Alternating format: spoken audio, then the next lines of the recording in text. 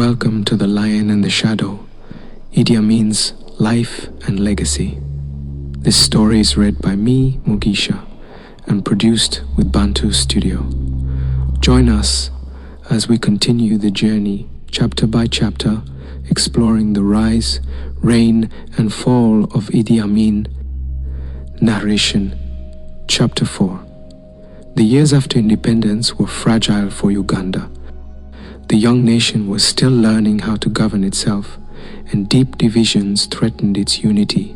Tribal loyalties, religious rivalries, and regional differences all placed pressure on Prime Minister Milton Obote, who struggled to hold the country together. At the center of Obote's strategy was the army. For him, the military was not just about defense. It was a tool to protect his government, silence rivals, and secure power. And among his generals, none was more important than Idi Amin. By the mid-1960s, Amin had become deputy commander of the army. He was Obote's enforcer, a man who commanded fear and respect in equal measure. Amin's loyalty seemed unquestionable, and Obote relied on him to crush opposition. But power is never shared equally. Obote was the politician, cautious and calculating. Amin was the soldier, impulsive and ambitious. Together, they looked strong. But beneath the surface, distrust was growing. The first test came in 1964 during a mutiny by Ugandan soldiers who demanded better pay and faster promotion. Obote turned to Amin for help. Amin moved quickly, restored order, and won admiration from the troops. The crisis ended with the soldiers promoted, but Amin's role made him appear as the true protector of the army. This worried Obote. The partnership was further tested in 1966 when political rivalries exploded. Obote faced accusations of corruption and plotting to overthrow Uganda's traditional kingdoms, especially the Buganda kingdom. The Kabaka king of Buganda, Mugisha II, became Obote's biggest rival.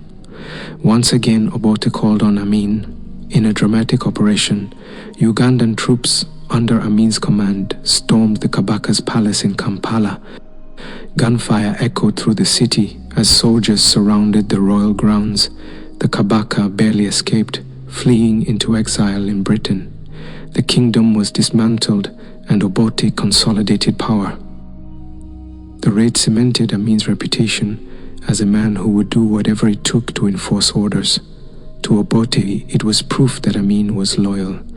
To others, it was proof that Amin was dangerous.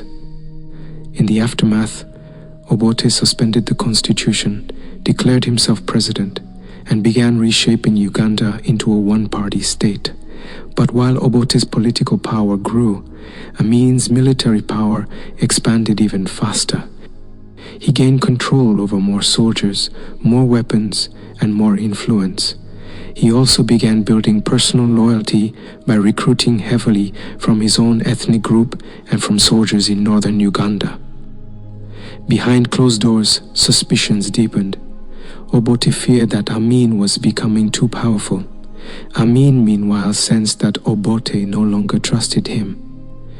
What had begun as an alliance of convenience was slowly turning into a rivalry for Uganda's future. By the late 1960s, Uganda was no longer a hopeful new nation. It was a country divided, ruled by a president who relied on force and a general whose ambition was only just beginning to show. The stage was set for a dramatic confrontation, one that would soon thrust Idi Amin into absolute power.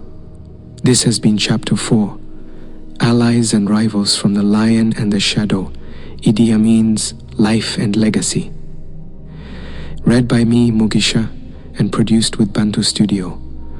Join us in Chapter 5 as tensions between Obote and Amin reach their breaking point, leading to a coup that will change Uganda forever.